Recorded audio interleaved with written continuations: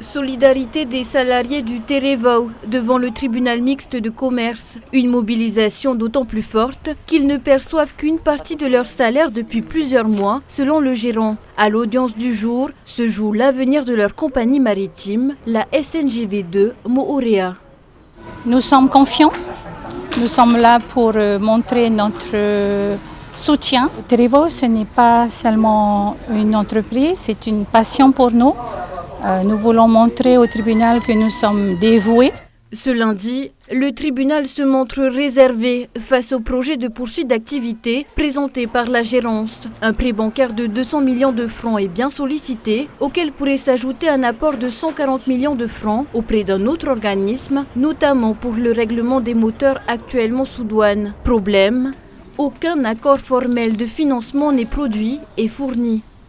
Nous avons sollicité un prêt bancaire de 200 millions auprès de la Socredo pour pouvoir relancer l'activité. En nous relançant l'activité, nous gardons nos salariés et ça nous permettra de payer tous les créanciers de la SNGV.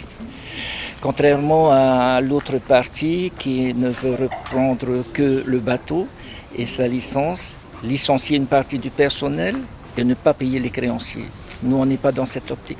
L'autre partie, c'est un éventuel repreneur, un ancien de la maison, toujours actionnaire de la société. Aujourd'hui capitaine et gérant du Vaiarei, il présente quant à lui un plan de reprise que le tribunal demande également de préciser davantage. Ça nous est demandé d'avoir plus de clarté sur notre projet de reprise. Donc voilà, je m'attendais un petit peu à ça, mais voilà.